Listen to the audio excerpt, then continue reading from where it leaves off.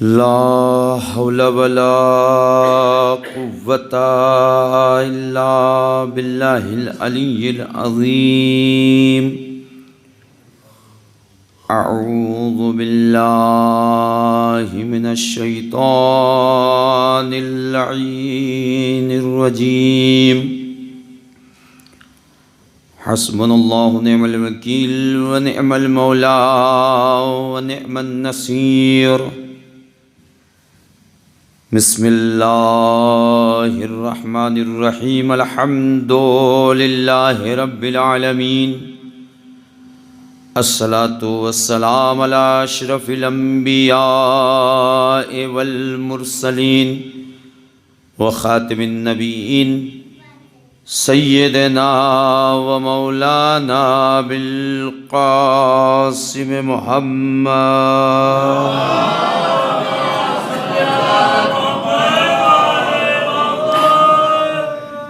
وعلى أهل بيته الطيبين الطاهرين المعصومين المظلومين ولعنة الله على أعدائهم أجمعين من يومنا هذا إلى قيام يوم الدين. أما بعد فقد قال الله تعالى في القرآن الحكيم وهو أصدق الصادقين وقوله الحق. بسم الله الرحمن الرحيم. إنما يريد الله ليذهب عنكم الرجس أهل البيت ويطهركم تطهيرا.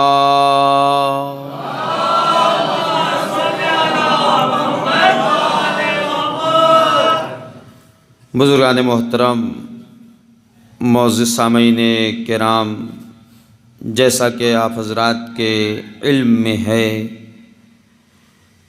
کہ اس بندے حقیر کا موضوع عنوان گفتگو عورت کی عظمت، سیرت فاطمہ سلام اللہ علیہا کے آئینے میں.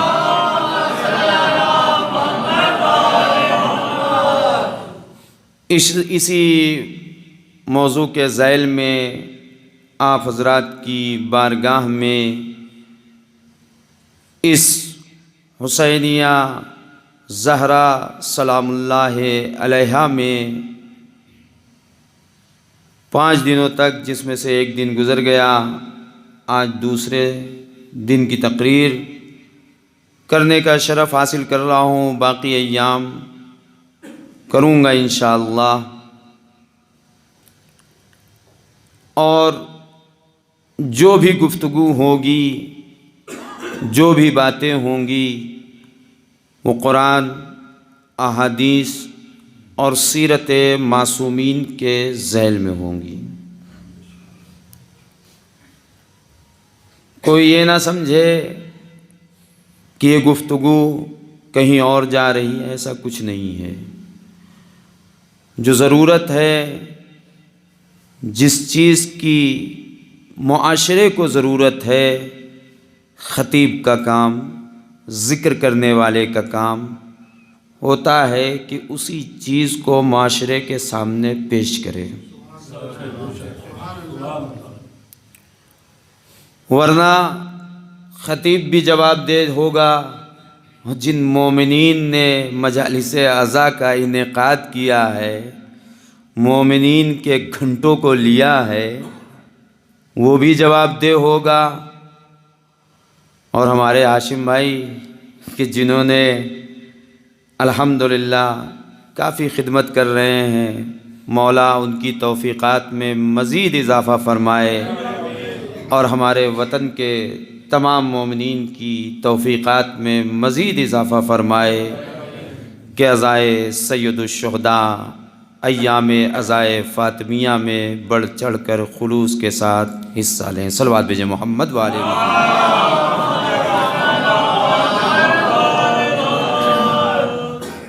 تشریف لائیں.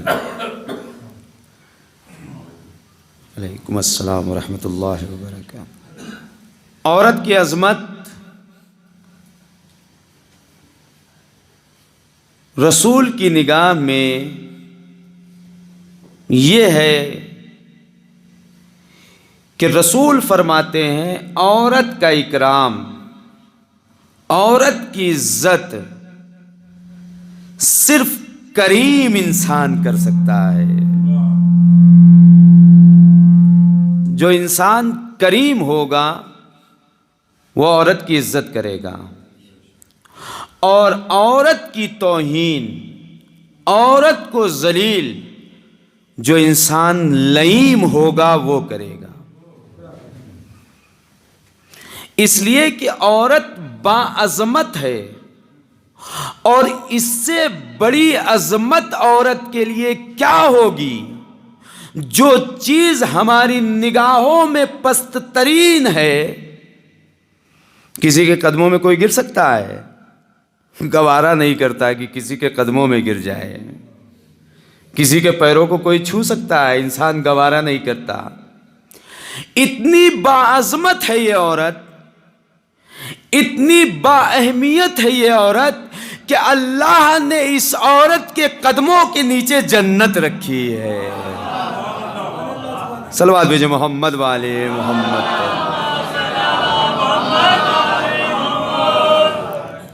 اور یہ عورت، تربیت ایسی چیز ہوتی ہے کہ تربیت کرنا ہر انسان کے بس میں نہیں ہوتی ہے،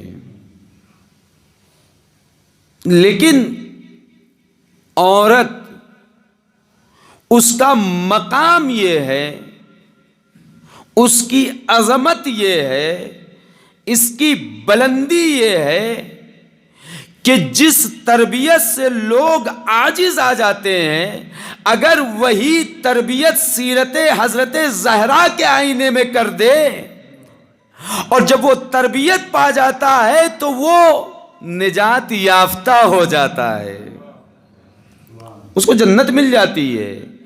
گویا کہ یہ عورت شافعہ بھی ہے۔ میں اس بات کو عرض کروں گا، شفاعت کس کا درجہ ہے؟ انبیاء شفاعت کریں گے، ائمہ علیہم السلام شفاعت کریں گے، علماء شفاعت کریں گے، شہداء شفاعت کریں گے، اور اگر عورت کی عظمت کو ہم نے سمجھا تو یہی عورت شفاعت کرتی ہوئی نظر آئے گی۔ صلوات بھیجو محمد والے محمد پر۔ انسان دنیا میں اپنی زندگی کو کیسے بھی گزار لے، لیکن سب سے بڑا مسئلہ اس کی موت کا ہوتا ہے نا؟ انسان اس دنیا سے با ایمان رخصت ہو جائے تو وہی انسان سعادت مند کہلاتا ہے نا؟ آج ہمارے درمیان سے ہمارا ایک عزادار رخصت ہو گیا، مرنے والا دنیا سے چلا جاتا ہے، گزر جاتا ہے، کچھ ذمہ داریاں ہماری ہوتی ہیں اور کچھ ذمہ داری مرنے والے کی ہوتی ہے کہ مرنے سے پہلے وہ یہ ذمہ داریاں نبھا کے جائے، ہے نا؟ اگر اولاد چھوڑی ہے تو تربیت یافتہ اگر اولاد ہے تو یہ نجات کا ذریعہ بنے گی۔ اور میرے عزیزو، عورت کی عظمت، عورت کا مقام، لڑکے کو اللہ نے نعمت قرار دیا ہے۔ جو لڑکا ہوتا ہے وہ نعمت ہوتا ہے، لیکن لڑکی کو اللہ نے رحمت قرار دیا ہے۔ اب عظمت دیکھیں عورت کی، نعمت اللہ نے جو دی ہے، اللہ اپنی نعمت کو لے لیتا ہے، نعمت کو لے لیتا ہے اللہ۔ اور نعمت اللہ نے دی ہے، اگر اللہ نے آپ کو نعمت دی ہے، نعمت کا استعمال صحیح نہیں کیا تو حساب و کتاب دینا ہوگا۔ لیکن اللہ نے عورت کو رحمت بنا کر بھیجا ہے، اور عورت کی عظمت یہ ہے کہ عورت ہے رحمت. اللہ نعمت میں حساب لیتا ہے، رحمت میں حساب نہیں لیتا ہے. صلوات بھیجو محمد والے محمد. اللہ حساب نہیں لیتا ہے رحمت کا. یہ عورت کا مقام ہے، یہ عورت کی عظمت ہے. میرے عزیزوں، انسان دنیا میں جو بھی کر لے، لیکن اس کی موت کا جو مرحلہ ہوتا ہے اتنا آسان نہیں ہوتا ہے جتنے آسان ہم سمجھ لیتے ہیں. روایات میں دو طریقے سے انسان کی روح قبض ہوگی. ایک تو یہ کہ ملک الموت آئے گا، جنت سے پھول توڑ کر لائے گا، سچا اور پکا مومن ہے ہر اعتبار سے، یعنی قرآن کی اس آیت کے مطابق زندگی گزار رہا ہے. والعصر ان الانسان لفی خسر الا الذین آمنوا وعملوا الصالحات. زمانے کی قسم انسان گھاٹے میں ہے، نقصان میں ہے، خسارت میں ہے، لیکن وہ انسان جو ایمان لایا اور اعمال صالح جس نے انجام دیا وہ گھاٹے میں نہیں ہے. ایمان، توحید، عدل، نبوت، امامت، قیامت. اعمال صالح، نماز، روزہ، حج، زکوٰۃ، خمس، جہاد، یہ سب چیزیں ہیں. اللہ نے دونوں چیزوں کی قید لگا دی ہے. کام ایک سے نہیں چلے گا، دونوں کو لے کے چلنا پڑے گا، ہے نا. انسان اگر مومن ہے تو ملک الموت آئے گا، سامنے پھول رکھ دے گا، سانس لے گا، مومن اس دنیا سے گزر جائے گا. لیکن ایک مومن وہ ہوتا ہے کہ جس نے ایمان تو مضبوط ہے، پکا ہے، ایمان میں کوئی کمی نہیں ہے، لیکن عمل کے اعتبار سے نماز پڑھتا تھا، پڑھتے پڑھتے اس نے بیچ میں چھوڑ دی، پھر شروع ہو گیا، پڑھنا شروع کر دی نماز، نیک اعمال کرنے اس نے پھر شروع کر دی ہے. ایسے مومن کی روح کیسے قبض ہوگی؟ تو دوسری روایت جو ہے روح قبض ہونے کی وہ یہ ہے کہ روح بالکل ایسے ہی قبض ہوگی جیسے خاردار درخت پر ریشمی کپڑا بچھا دیا جائے، اس کے بعد اس کو اٹھایا جائے تو وہ تار تار ہوتا ہوا نظر آئے گا. بالکل ایسے ہی روح جسم سے نکلے گی. اور ملک الموت بھی جب روح نکالنے آئے گا ایسے مومن کی تو وہ بھی پہلے پیروں سے نکالے گا، لا کے مثلاً گھٹنے پہ چھوڑ دی، گھٹنے پہ نکالے گا، لا کے یہاں چھوڑ دی، یہاں سے نکالا لا کے سینے پہ چھوڑ دی. اور اس وقت عالم یہ ہوگا اس مومن کا، شدید پیاس لگی ہوگی، شدید پیاس لگی ہوگی، گھبرایا ہوا ہوگا، پریشان ہوگا، پانی مانگے گا کوئی سنے گا نہیں. شیطان نے تو قسم کھا رکھی ہے نا، اور شیطان تو انسان کا دشمن ہے، اور شیطان تو اپنی ڈیوٹی نبھانے میں کمی بھی نہیں چھوڑتا ہے. یہاں تک کہ اسے معلوم ہے کہ امام کے پاس جائیں گے وہ بہکیں گے نہیں لیکن جائے گا. وہ نبی کے پاس جاؤں گا وہ بہکیں گے نہیں لیکن وہ جائے گا، اپنی ڈیوٹی نبھائے گا. شیطان نے قسم کھا رکھی. ایسے وقت پہ شیطان آتا ہے، پانی دکھاتا ہے، پیاس لگی ہوئی ہوتی ہے، پانی دکھاتا ہے، یہ پانی میں تمہارے لیے لایا ہوں، ٹھنڈا ٹھنڈا پانی ہے، لیکن میری ایک شرط ہے. کا شرط کیا ہے؟ شرط یہ ہے کہ اللہ کا انکار کر دو، ولایت کا انکار کر دو، عقائد کا انکار کر دو. تو جو پکا مومن ہوگا تو وہ تو کسی صورت میں تیار نہیں ہوگا، لیکن جس کے اندر معرفت اہل بیت ہوگی، جس کے اندر معرفت پروردگار ہوگی، وہ بہکائے میں نہیں آئے گا. لیکن جو بہکائے میں آ جائے گا وہ یہی کہے گا ٹھیک ہے تو مجھے پانی پلا دے.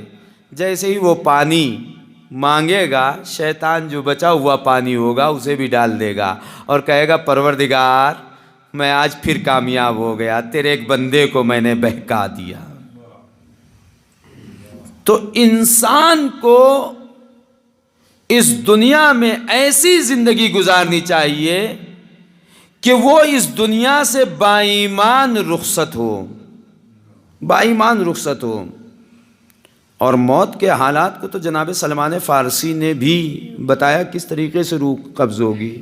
جب جناب سلمان فارسی کو مدائن کا گورنر بنا کر بھیجا گیا تو جب یہ پہنچے ہیں مدائن، اور پہنچنے کے بعد لوگوں نے ان کی سادگی کو دیکھا، اور دیکھنے کے بعد جیسے لوگ ایک دوسرے پہ ہنستے ہیں، اس زمانے میں بھی تھے اس طریقے کے لوگ، یہ آئے حکومت کرنے کے لیے، نہ تو ان کے پاس اسلحہ ہے، نہ تو ان کے پاس فوج ہے، نہ تو ان کے پاس طاقت ہے، قوت نہیں، کچھ بھی نہیں ہے، یہ آئے ہیں گورنر بن کے حکومت کرنے آئے ہیں۔ لوگوں نے کہنا شروع کیا جب جناب سلمان فارسی پہنچے مدائن میں، اور اس کے بعد کچھ دن گزارے تو لوگ آئے شکایت لے کے جناب سلمان فارسی کے پاس۔ آنے کے بعد کہتے ہیں کہ وہ یہاں پہ چوریاں بہت ہو رہی ہیں، اس کا کچھ انتظام کریے۔ کہا ٹھیک ہے۔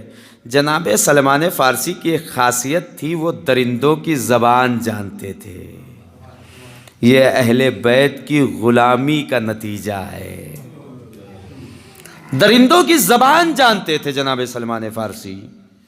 کہا ٹھیک ہے، کوئی بات نہیں، آج سب اپنے گھروں کو کھلا چھوڑ دینا، اور کہہ دیا کہ دیکھو گھروں سے باہر مت نکلنا کوئی، اور جو نکل گیا تو پھر وہ خود ذمہ دار ہے، اس کی خیر نہیں ہے۔ جناب سلمان فارسی نے تاکید کر دی گھروں میں رہنا، نکلنا نہیں، اور جو نکل گیا اس کی خیر نہیں ہے، اس کی خیریت نہیں ہے، نکلنا نہیں۔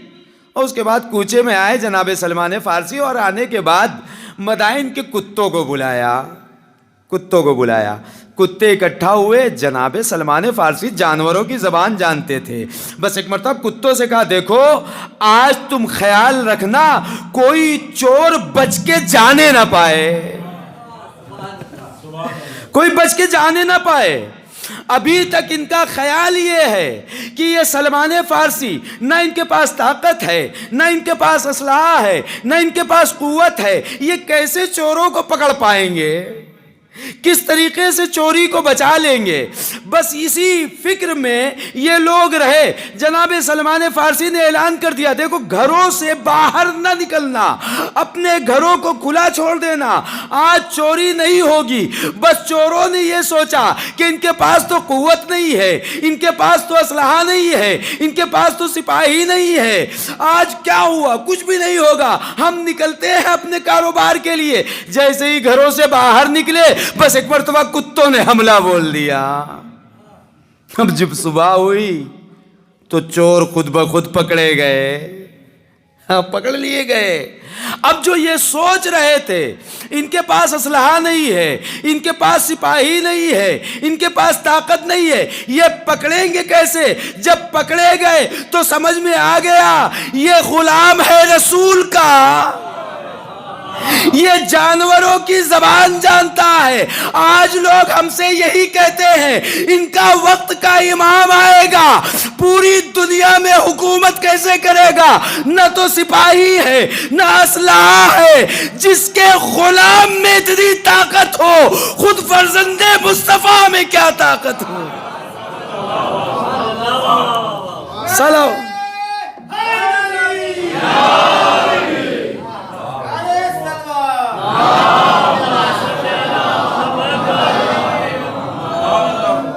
جب غلام مصطفیٰ میں اتنی طاقت ہے تو فرزند مصطفیٰ میں کتنی طاقت ہوگی؟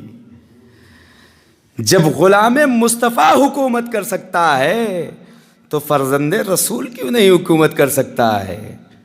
بغیر اسلحے کے، بغیر طاقت کے، یہ جواب ہے۔ یہی سلمان فارسی جب مدائن پہنچتے ہیں تو طبیعت خراب ہوتی ہے۔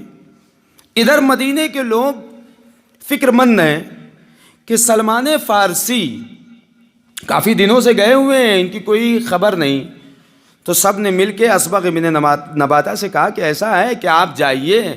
اب آج کا تو سفر نہیں تھا کہ 10 لوگ مل کے چلے جائیں، اس زمانے کا سفر سب نے مل کے پیسہ ویسا جو کچھ بھی اکٹھا کرنا تھا تیاری ویاری کر کے اسبق ابن نباتہ کے حوالے کیا کہ جائیے آپ خبر لے کر آئیے. یہ پہنچے, پوچھ پاچھ کے پوچھا مدائن پہنچنے کے بعد کہ تمہارے گورنر کا گھر کہاں ہے, تو لے جا کے کھڑا کر دیا گھر کے سامنے, سادہ گھر. اب اسبق ابن نباتہ نے سلام کیا, جواب سلام آیا. اس کے بعد جناب سلمان نے کہا اندر آ جاؤ. اب اسبق ابن نباتہ صحابی ہیں, سلمان نے تو آج تک ایسا کیا نہیں. یہ کیسی گستاخی ہے کہ آئے نہیں دروازے پہ, ملاقات کرنے کے لیے بھی نہیں آئے, اور وہیں سے آواز دے دی اندر آ جاؤ. بس یہ تو چڑ گئے, جیسے ہم کسی کے دروازے پہ جاتے ہیں دق الباب کرتے ہیں, اندر سے جواب آ گیا کہ ہے نہیں, تو الٹے سیدھے خیالات آنے شروع ہو جاتے ہیں, جھوٹ بول دیا ہوگا. اچھے خیال, مثبت خیال نہیں آتے ہیں کہ مریض ہوگا, کہیں چلا گیا ہوگا, وہی الٹے سیدھے خیالات آنے شروع ہو گئے. ادھر انہوں نے سوچا کہ ارے یہ کیسے, سلمان آئے نہیں بلانے کے لیے, اندر ہی سے سلام کا جواب دے دیا اور بلا لیا. انہوں نے سوچا واپس چلا جاؤں. پھر اس کے بعد نئی تربیت کی ہے رسول نے, کہا نہیں یہ مناسب نہیں ہے, اندر جانا پڑے گا. اب جب اندر پہنچتے تو کیا دیکھتے ہیں, سلمان فارسی مریض ہیں اور شدید مریض ہیں. بس دیکھتے ہی ساتھ اب اسبق ابن نباتہ سے کہتے ہیں تمہارا شکریہ پروردگار, تیرا احسان, تو نے میری دعا سن لی. بس جیسے ہی اسبق ابن نباتہ نے یہ بات سنی کہ پروردگار تیرا شکریہ, تو نے میری دعا کو سن لیا, اسبق نے سوال کیا اے سلمان تم نے کون سی دعا مانگی تھی؟ میں نے پروردگار سے دعا مانگی تھی, اے میرے معبود میری طبیعت خراب ہے, میرے حالات اچھے نہیں, پروردگار میرے کوئی سچے ساتھی کو بھیج دے. کتنی اہمیت ہے دوست کی, کوئی اچھے ساتھی کو بھیج دیجئے. پروردگار نے میری دعا سن لی, تم آ گئے ہو, بتاؤ میں تمہاری کیا خدمت کروں. بس اتنا کرو کہ مجھے مدائن کی قبرستان لے کر چلو. کیا خیریت, کہاں چلو؟ اس لیے کہ رسول اللہ کی حدیث تھی, اے سلمان جب تم مدینے سے دور جانا کسی شہر میں, اور جب تمہاری طبیعت بہت زیادہ خراب ہو جائے تو تم وہاں سے قبرستان میں جانا, مردوں کو سلام کرنا, جواب سلام آ جائے تو سمجھ لینا تمہارا وقت ختم, مجھے لے کر چلو. لے کر گئے. اسبق بن نباتہ سلام کیا, جواب سلام آ گیا. اب جب جواب سلام آیا تو اسبق ابن نباتہ سے جناب سلمان کہتے ہیں ایسا ہے کہ مجھے اس قبر کے پاس لے کر چلو جس قبر سے جواب سلام آیا ہے. لے کر جاتے ہیں, کھڑے ہوتے ہیں. جناب سلمان نے کہا اے صاحب قبر, مجھے پتہ چل گیا میرا وقت تمام ہو چکا, لیکن اے صاحب قبر بس اتنا بتا دے کہ انسان کے جسم سے جب روح نکلتی ہے تو کیسی کیفیت طاری ہوتی ہے. بس ایک مرتبہ صاحب قبر کی آہ آہ آہ کی آواز, اسبق ابن نباتہ کہتے ہیں ایسی درد بھری آواز تھی کہ میں نے بھی اپنے کانوں سے سنا. اور اس کے بعد صاحب قبر کہتا ہے اے سلمان تم نے کیا یاد دلا دیا, کتنی پرانی, کم از کم 200 سال قبر پرانی رہی ہوگی. اے سلمان تم نے کیا یاد دلا دیا, مجھے تو ایسا لگ رہا ہے جیسے ملک الموت میرے سامنے کھڑا ہے. درد کا احساس ختم نہیں ہوا, اتنی سختی. اے سلمان جسم سے روح جب نکلتی ہے, انسان کے بدن کو لوہے کی قینچی سے ٹکڑے ٹکڑے کر دیا جائے تب اتنی تکلیف نہیں ہوگی. جب انسان کے جسم سے روح نکلتی ہے اس وقت جو تکلیف ہوتی ہے. اب ظاہر سی بات ہے ہم در اہل بیت سے وابستہ ہیں. کسی نے مولا سے سوال کر لیا, مولا اتنی سخت منزل ہے جسم سے روح نکلنے کی, مولا اس کا کوئی راہ حل ہے؟ یہ کیسے ہو سکتا ہے؟ مشکل کشا کے در پہ مشکل کشا ہی نہ ہو. کوئی رائے حل ہے کہاں؟ تم چاہتے ہو کہ تمہارے جسم سے روح آسانی سے نکل جائے تو ماہ رجب کے آخری ایام میں 27، 29، 24 3 روزے رکھ لو. اب روزے میں بھی مسئلہ یہ ہے کہ روزہ بھی جب رکھے گا تو اس نے شیطان نے قسم کھا رکھی ہے، ہو سکتا ہے موقع ہی نہ آئے روزہ رکھنے کا. دوسری چیز معصوم نے بتائی کہ اگر تم چاہتے ہو کہ تمہارے جسم سے روح آسانی نکل جائے، آسانی کے ساتھ روح نکل جائے، تو تم ملک الموت کے دوست بن جاؤ.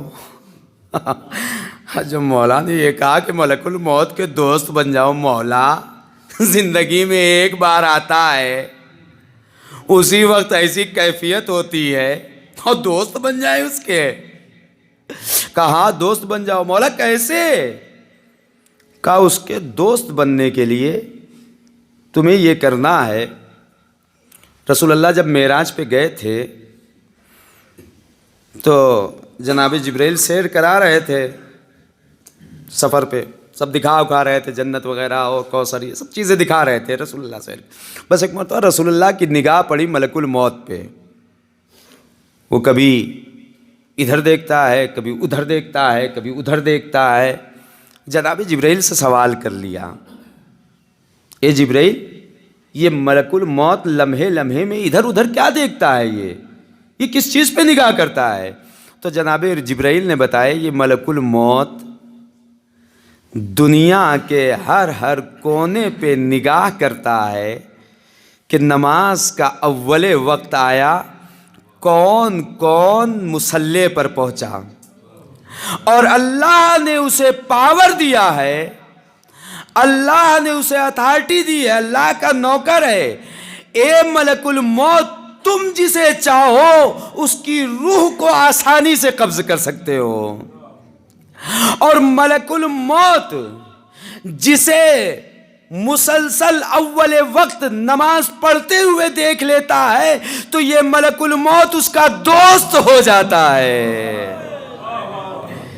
یہ اہمیت ہے نماز کی میرے عزیزوں. ملک الموت اس کا دوست ہو جاتا ہے، اور جب ملک الموت اس کا دوست ہو جاتا ہے تو اس کی روح کو آسانی سے قبض کرتا ہے.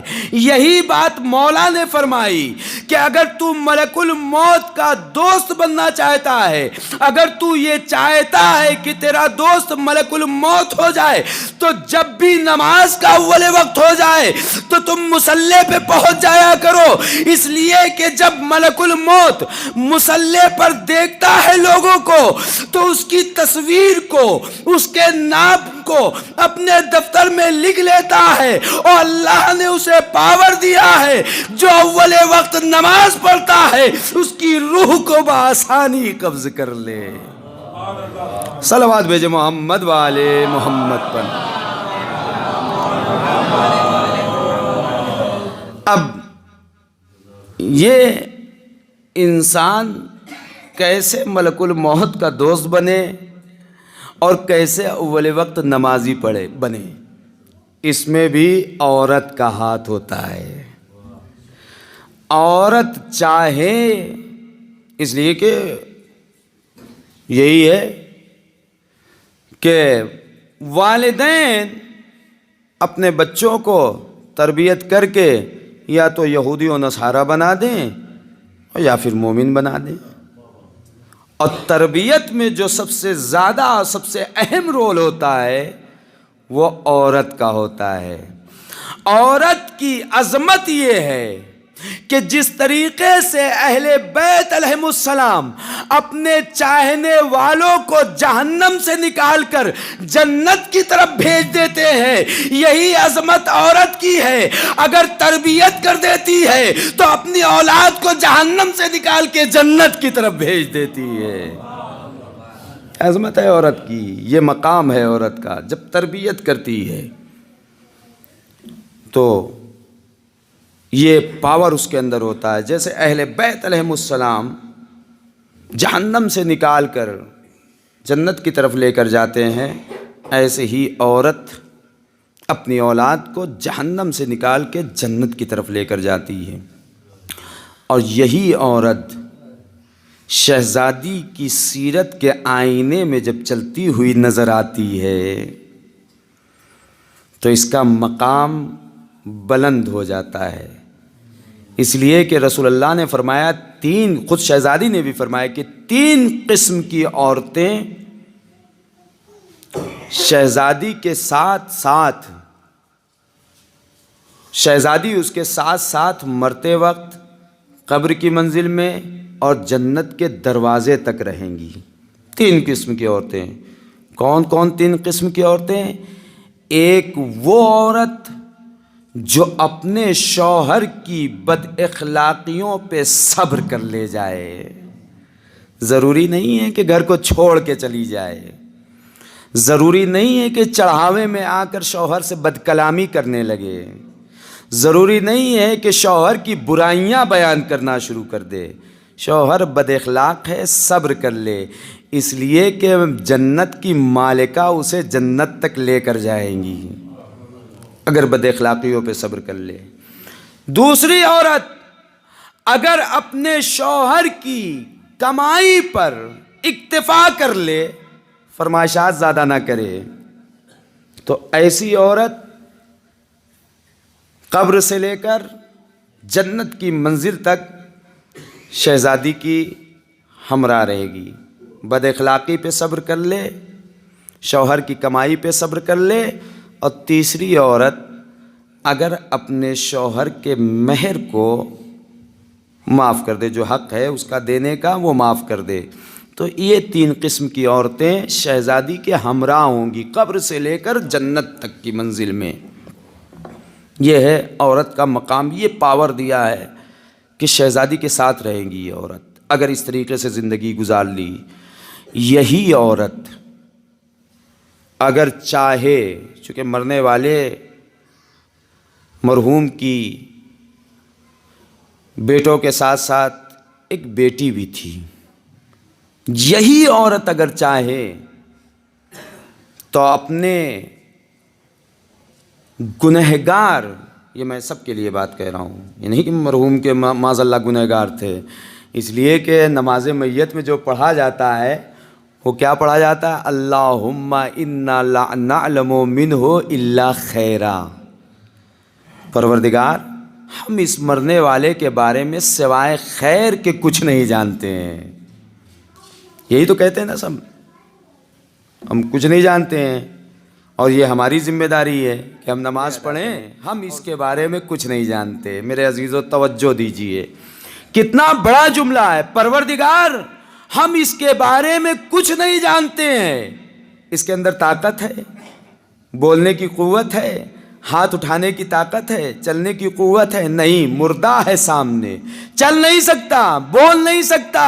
اللہ نے کہہ دیا کہ تم اس کے سامنے کھڑے ہو، یہ مردہ ہے، اس کے سامنے کھڑے ہو کر اگر تمہیں کچھ بولنا ہے تو صرف اتنا کہو، اللہم انا لا نعلم منہ الا خیرا، پروردگار ہم اس کے بارے میں سوائے خیر کے کچھ نہیں جانتے۔ جو اللہ اپنے مردے بندے کو مرنے کے بعد بھی اس کے بارے میں سننا برائی گوارا نہیں کر سکتا، وہ اللہ زندوں کی برائی کیسے گوارا کر سکتا ہے؟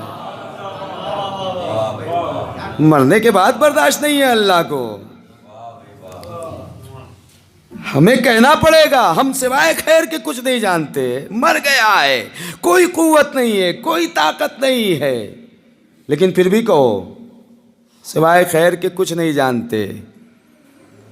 تو ظاہر سی بات ہے جو زندہ ہو، جس کی ہم غیبتیں کرتے پھرتے ہیں، جس کی ہم برائیاں کرتے، میرا بیان اپنے گھر والوں کے لیے بھی ہے، اپنے بھائیوں کے لیے بھی ہے، اپنے عزیز و اقارب کے لیے بھی ہے، اپنے وطن والوں کے لیے بھی ہے، سب کے لیے ہے، سب کے لیے برابر۔ صلوات بھیجو محمد والے محمد۔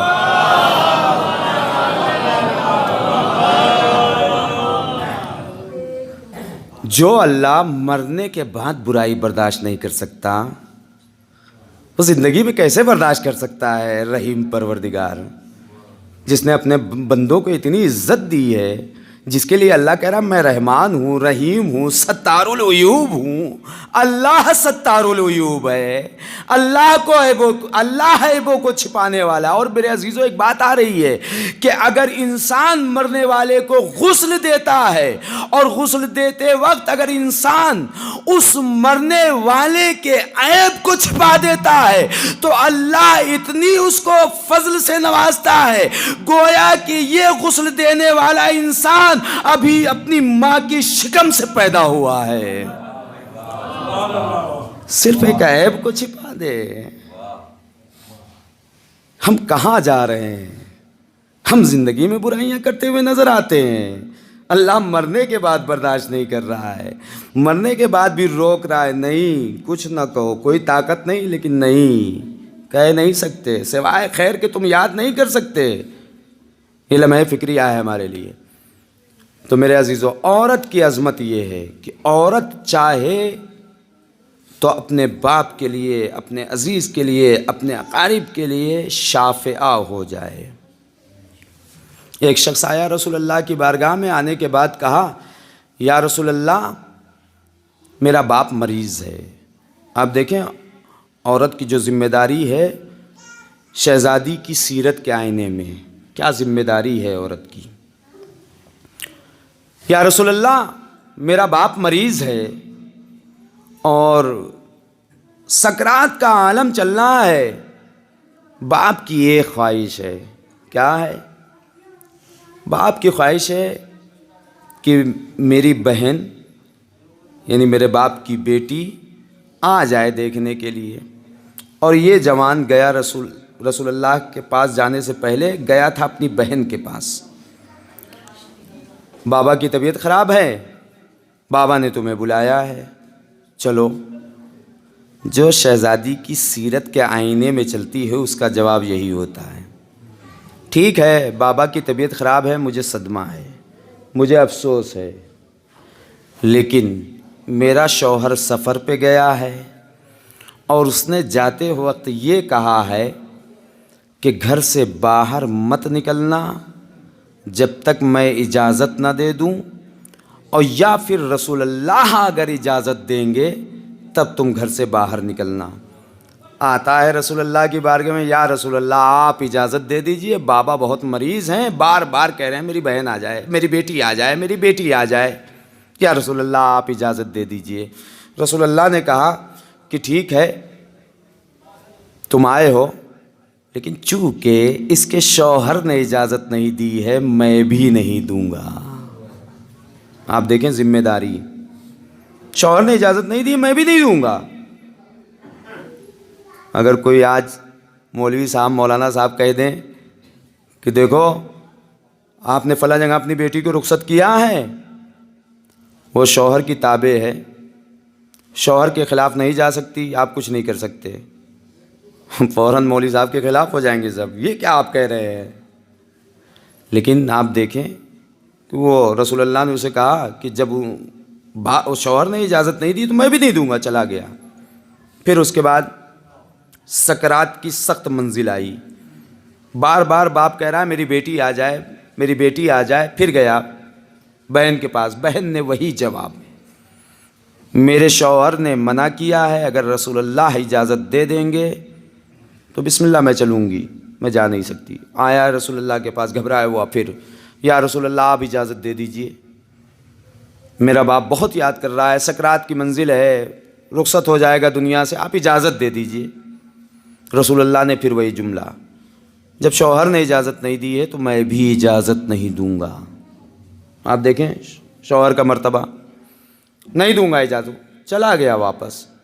تیسری منزل، شوہر باپ کا انتقال ہو گیا، اس دنیا سے رخصت ہو گیا باپ۔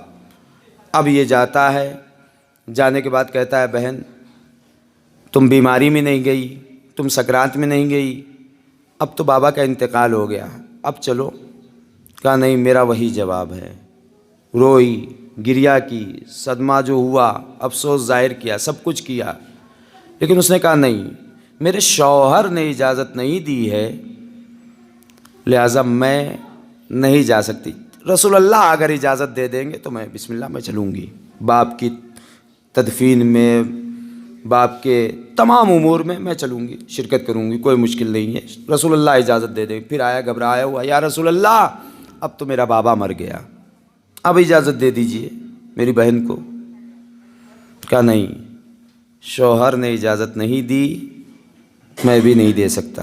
چلا گیا، باپ کو دفن کر دیا، سارے امور کو انجام دے دیے۔ کافی دنوں سے رسول اللہ کے پاس نہیں آیا، اب رسول اللہ اس کا انتظار کر رہے ہیں، یہ آئے، اس کا بھائی آئے، انتظار کر رہے ہیں رسول اللہ۔ کچھ دنوں بعد جب غم تھوڑا ہلکا ہوا، صدمہ تھوڑا ہلکا ہوا، تو یہ رسول اللہ کے پاس آتا ہے۔ جیسے ہی رسول اللہ کے قریب پہنچا، رسول اللہ نے کہا میں تیرا انتظار کر رہا تھا۔ رحمت للعالمین کہہ رہے ہیں میں تیرا انتظار کر رہا تھا۔ گلے سے لگایا رسول اللہ نے، یا رسول اللہ کس لیے؟ میں تمہیں خوشخبری دینا چاہتا ہوں۔ عورت اگر سیرت حضرت زہرا کے آئینے میں چلتی ہے تو میں نے عرض کیا نا شافعہ ہو سکتی ہے۔ میں خوشخبری دینا چاہتا ہوں۔ کہا یا رسول اللہ کیسی خوشخبری؟ کہا میں تجھے خوشخبری یہ دینا چاہتا ہوں کہ جب تیرے بابا کا انتقال ہوا، تو نے اپنے بابا کو غسل دیا، تو نے اپنے بابا کو کفن دیا، تو نے اپنے بابا کو قبر کی منزل تک پہنچایا، تو نے اپنے بابا کو دفن کیا، اور دفن کرنے کے بعد جب تو جانے لگا تو عذاب کے فرشتے، چونکہ تیرا بابا گنہگار تھا، عذاب کے فرشتے آئے، عذاب دینا چاہ رہے تھے، بس ایک مرتبہ رحمت کے فرشتوں نے آ کے عذاب کے فرشتوں کو روک دیا کہ تم رک جاؤ۔ جیسے ہی روکا تو عذاب کے فرشتوں نے کہا کہ میں تو اللہ کی طرف سے آیا ہوں، اللہ نے مجھے بھیجا ہے عذاب دینے کے لیے۔ بس ایک مرتبہ رحمت کے فرشتے کہتے ہم بھی اللہ کی طرف سے آئے ہیں، رحمت لے کر آئے ہیں۔ بس ایک مرتبہ یہ عذاب کے فرشتوں نے کہا پروردگار یہ کیا ماجرا ہے؟ کہا ہاں یہی ماجرا ہے، میں نے رحمت کے فرشتوں کو بھیجا ہے، تم عذاب کے فرشتے تھے، چونکہ وہ مستحق عذاب تھا اس لیے عذاب اس کے اوپر ضروری تھا، میں نے تمہیں بھیجا۔ اب جو میں نے رحمت کے فرشتوں کو بھیجا ہے وہ اس لیے بھیجا ہے کہ اس نے اپنی بیٹی کی تربیت ایسی کی ہے کہ وہ اب میرے دین پر چلتی ہوئی نظر آ رہی ہے۔ مجھے اللہ کو حیا آتی ہے جس باپ نے اپنی بیٹے کی اتنی اچھی تربیت کی ہے اس کے باپ پر عذاب نازل کیا جائے۔ صلوات بھیجے محمد والے محمد۔ تو یہی عورت جب شہزادی کی سیرت کے آئینے میں چلتی ہوئی نظر آتی ہے تو یہ عورت اپنے باپ کے لیے شافعہ قرار پاتی ہے، شفاعت کرتی ہے اپنے باپ کو۔ گنہگار تھا باپ لیکن رحمت پروردگار، چونکہ عورت رحمت ہے، اللہ نے کہا مجھے حیا آتی ہے، مجھے شرم محسوس ہوتی ہے کہ جس باپ نے اپنی بیٹی کی اس طریقے کی تربیت کی ہو کہ بغیر شوہر کی اجازت کے گھر سے باہر نہ نکلے، میرے دین کی اتنی محافظ ہے، میرے دین کو پامال نہیں ہونے دیا، تو مجھ پروردگار کو حیا آتی ہے کہ اس کے باپ پر عذاب نازل کیا جائے۔ تو میرے عزیزو یہ عظمت ہے عورت کی، یہ مقام ہے عورت کا، اور انشاءاللہ عورت کی عظمت کے سلسلے میں آپ حضرات کی بارگاہ میں، چونکہ آج ایسا اتفاق تھا اس لیے موت کے سلسلے میں گھبرائیے گا نہیں، صلوات بھیجے محمد والے محمد۔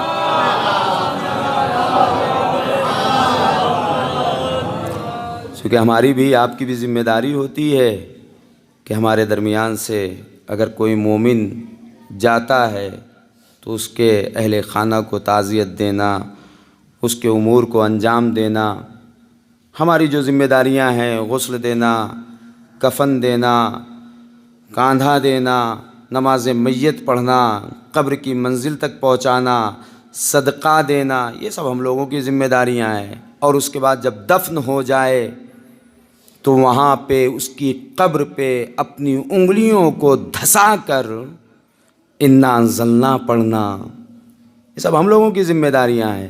اور ظاہر سی بات ہے آج اگر ہم کریں گے تو ہماری نسل دیکھے گی، کل وہی کرتی ہوئی نظر آئے گی۔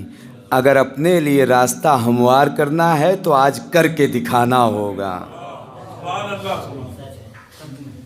یہ ذمہ داری ہم لوگوں کی ذمہ داری ہوتی ہے۔ مرنے والے کی ذمہ داری ہے کہ با ایمان رخصت ہو، ہماری ذمہ داری یہ ہے کہ ہم اس کے امور کو، اور کچھ ذمہ داریاں اہل خانہ کے لیے ہوتی ہیں، گھر والوں کی ذمہ داری ہوتی ہے۔ گھر والوں کی کیا ذمہ داری؟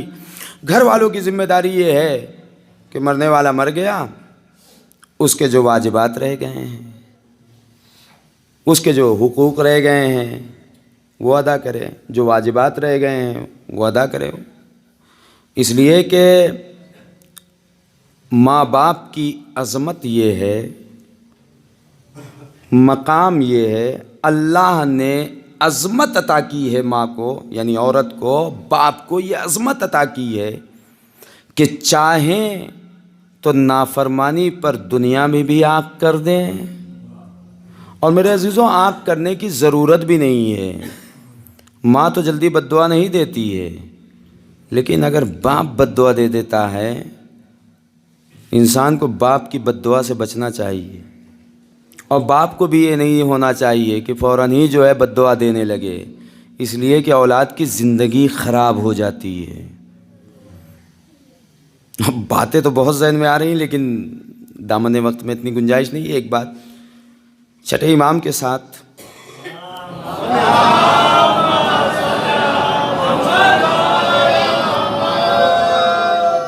ایک صحابی جا رہے تھے، ایک شخص جا رہا تھا، 3 قدم، صرف 3 قدم، کیا ہوتے ہیں 3 قدم؟ اپنے باپ کے قدموں سے 3 قدم آگے جا رہا تھا۔ باپ کی عظمت سمجھیے، ماں باپ کی اہمیت سمجھیے، اس لیے کہ جہاں اللہ نے اپنی عبادت کے لیے کہا ہے وَقَضَىٰ رَبُّكَ أَلَّا تَعْبُدُوا إِلَّا إِيَّاهُ وَبِالْوَالِدَيْنِ إِحْسَانًا، جہاں اپنی عبادت کے لیے کہا وہیں والدین کے ساتھ احسان کرنے کے لیے کہا ہے۔ اب احسان کے سلسلے میں بہت مفصل گفتگو ہے، موضوع سے الگ ہو جائیں گے۔ وہیں احسان کرنے کے، جہاں اپنی عبادت کے لیے کہا ہے وہیں والدین کے ساتھ احسان کرنے کے لیے کہا ہے، نیکی کرنے کے لیے۔ یہی امام نے دیکھا کہ 3 قدم آگے جا رہا تھا، صرف 3 قدم۔ امام نے اس کی طرف دیکھا اور دیکھنے کے بعد کہا تیری عمر سے، تیری زندگی سے 30 سال کم ہو گئے۔ اب سوچیں اگر کوئی اپنے والدین کا نافرمان ہو، رزق میں بھی کمی، عمر میں بھی کمی، اور زندگی برباد ہو جاتی ہے، ترقی میں رکاوٹ کا سبب۔ آج کل ہمارے نوجوان کہتے ہوئے نظر آتے ہیں ہمیں روزگار نہیں مل رہا ہے، آج کل ہمارے نوجوان کہتے ہوئے نظر آ رہے ہیں کہ ہم پریشان ہیں، ہمارا حساب کتاب صحیح نہیں چل رہا ہے۔ ایک مرتبہ نگاہ کرنا پڑے گی، اللہ نے احسان کرنے کے لیے کہا ہے ان شخصیتوں کے ساتھ۔ احسان کر رہے ہیں یا نہیں کر رہے ہیں؟ کچھ نیکی کرتے ہوئے نظر آ رہے ہیں یا نہیں آ رہے ہیں؟ اور اگر کوئی انسان اپنے والدین کی خدمت کرتا ہے تو ترقی کی اس منزل پر پہنچتا ہے کہ پوری دنیا اسے پہچانتی ہوئی نظر آتی ہے، جس کی مثال آیت اللہ مرعشی نجفی، ان کا جملہ یہی ہے، آج جو مجھے کامیابی ملی ہے، ان کا کتاب خانہ ایشیا کا سب سے بڑا کتاب خانہ ہے، لائبریری ہے، عارف تھے، امام سے ملاقات کرتے تھے، امام وقت سے ملاقات، اور یہ کہتے ہیں آج جو مجھے جو کچھ بھی ترقی ملی ہے اور آج پوری دنیا میں جو مشہور ہیں، صرف ان کا ایک جملہ میرے باپ کی دعا ہے۔ میں اپنے، یہ مفصل ہے لیکن دامن وقت میں گنجائش نہیں جو میں اس پہ عرض کروں۔ تو یہ مرتبہ والدین اپنی زندگی میں بھی آگ کر سکتے ہیں، اور مرنے کے بعد بھی اللہ نے یہ پاور دیا ہے۔ زندگی میں بیٹا بہت خدمت کرتا تھا، لائق تھا، ہر اعتبار سے خیال کرتا تھا، لیکن مرنے کے بعد بھول گیا، ایصال ثواب نہیں کیا، اس کے حقوق واجبات جو تھے وہ ادا نہیں کیے. تو یہی باپ جس کو اللہ نے زندگی میں پاور دیا تھا، یہی پاور اللہ نے مرنے کے بعد بھی عطا کیا ہے. آنکھ کرنے کی ضرورت نہیں ہوگی، انسان خود بخود آنکھ ہو جائے گا. اور آنکھ دنیا بھی برباد، آخرت بھی برباد، دونوں برباد ہو جائے گی. لہٰذا انسان کو آنکھ والدین ہونے سے بچنا چاہیے. عورت کی ذمہ داری یہ ہے کہ عورت اپنی اولاد کی صحیح تربیت کرے، دیندار بنائے. دین شناس ہونا کافی نہیں ہے میرے عزیزوں. ایام فاطمیہ میں صرف مجلس کر لینا کافی نہیں ہے، ماہ محرم میں صرف مجلسیں کر لینا کافی نہیں ہے، حسینی کہہ لینا کافی نہیں ہے، علوی کہہ لینا کافی نہیں ہے، زینبی کہہ لینا کافی نہیں ہے نا. دین شناس ہونا کافی نہیں ہے. بہت عزیزوں، میرے عزیزوں توجہ، دین شناس ہونا کافی نہیں ہے. دین کو تو ہمارے علاوہ دوسرے افراد بھی پہچانتے ہیں، دین کو پہچانتے ہیں. کتابیں لکھی ہیں اسلام پہ نان مسلم افراد نے. دین تو وہ لوگ بھی پہچانتے ہیں. کمال یہ نہیں ہے کہ انسان دین شناس ہو، کمال یہ ہے کہ انسان دیندار ہو.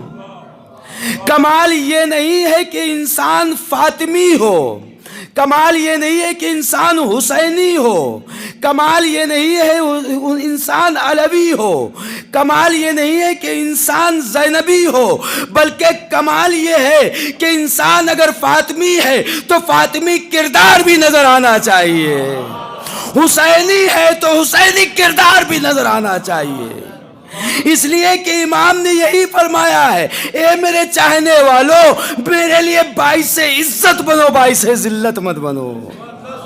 تمہیں کوئی دیکھے تو یہ کہے کہ یہ حسین کا چاہنے والا ہے، یہ نہ کہے کہ یہ حسین کا چاہنے والا ہے جھوٹ بول رہا ہے، یہ حسین کا چاہنے والا ہے غیبتیں کرتا ہوا نظر آ رہا ہے، یہ حسین کا چاہنے والا ہے، یہ فاطمی ہے، فاطمی کردار اس کے اندر نظر نہیں آ رہا ہے.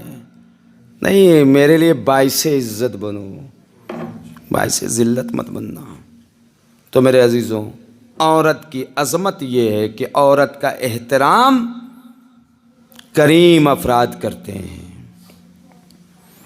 اور عورت کی توہین، اس کی اہانت لئیم افراد کرتے ہیں. یہ بہت بڑی بات کہی ہے رسول اللہ نے. عورت کی عظمت یہ ہے کہ اس کے قدموں میں اللہ نے جنت رکھی ہے،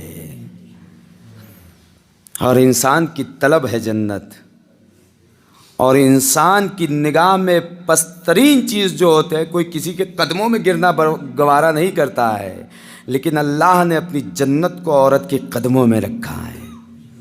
یہ عورت کی عظمت ہے، یہ مقام ہے عورت کا. تو میرے عزیزوں، ہمیں عورت کی عظمت کو سمجھنا چاہیے. شہزادی کی سیرت کے آئینے میں عورت کا مرتبہ ہے، عورت کا مقام ہے، جسے ہم دبا کچلا سمجھتے ہیں، جسے ہم ناقص العقل سمجھتے ہیں.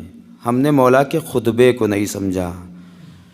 انشاءاللہ اس پہ گفتگو کروں گا، کس اعتبار سے مولا نے عورت کو ناقص العقل کہا ہے، میں عرض کروں گا انشاءاللہ. لہٰذا ہماری نگاہوں میں عورت کی عظمت ہونی چاہیے، عورت کا مقام ہونا چاہیے. بس میرے عزیزوں، بات کو تمام کیا. ہاں، یہی شہزادی جس کی ایام عزا کے سلسلے میں مجالسیں قائم ہیں، چاہنے والے رونے کے لیے، گریہ کرنے کے لیے آمادہ ہیں. جس شہزادی نے اپنا مقام، اپنا مرتبہ، اپنی عظمت یہ دیکھی ہو کہ اللہ کا بھیجا ہوا ملک الموت فرشتہ اس کے در پہ اجازت لے کے جا رہا ہو، اسی کے در پہ مسلمانوں نے آگ اور لکڑیاں لا کے جمع کر دیں. کیا گزر گئی ہوگی شہزادی پر. ہاں میرے عزیزو، شہزادی کی شہادت کے بعد مولائے کائنات نے شہزادی کو غسل و کفن دے کر جنازہ آمادہ کیا. جنازہ لے کر رات کی تاریکی میں امام حسن، امام حسین صحابی ہیں، لے کر چلتے ہیں. چند افراد ہیں جو جنازہ اٹھائے ہوئے ہیں. بس ایک مرتبہ جیسے ہی گھر سے باہر جنازہ نکلا ہے میرے عزیزوں، شہزادی زینب گھر سے باہر آتی. مولائے کائنات کی نگاہ بس ایک مرتبہ شہزادی زینب پہ پڑتی ہے. بس جنازے کو حسنین کے حوالے کیا، بیٹا تم لے کر چلو.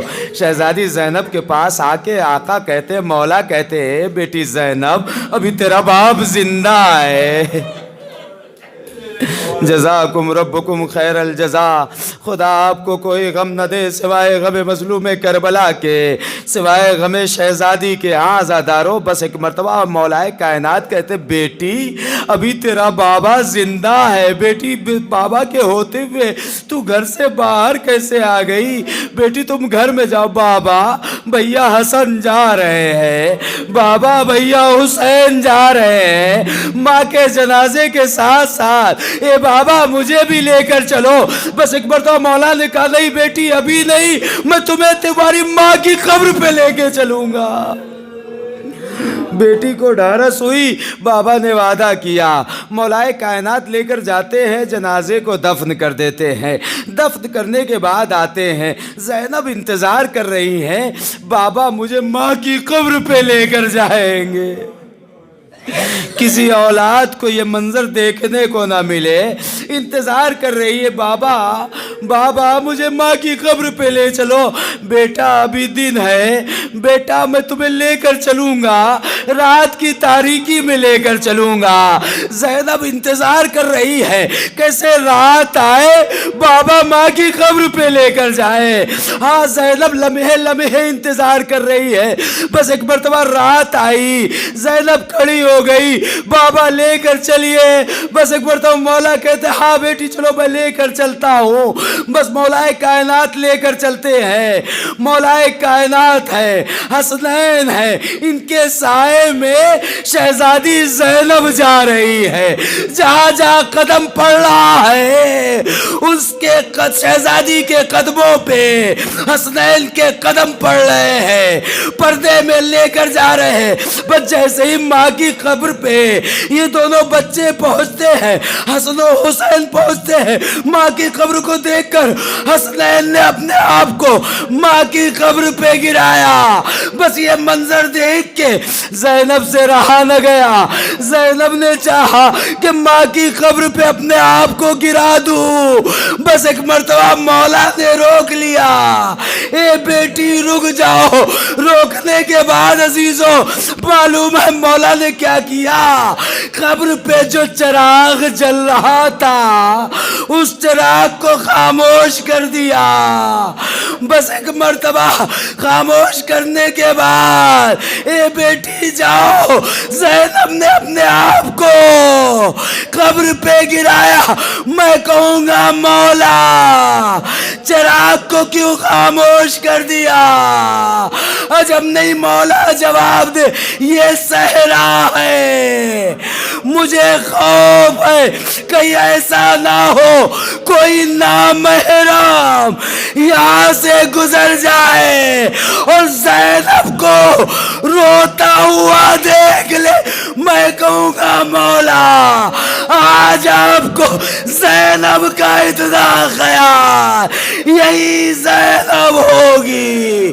کوفہ و شام کا بازار، تماشائیوں کا ہجوم، صدا بلند ہوگی، تماشائیوں آؤ، نبی کی نواسیوں کا، علی کی بیٹیوں کا تماشا دے.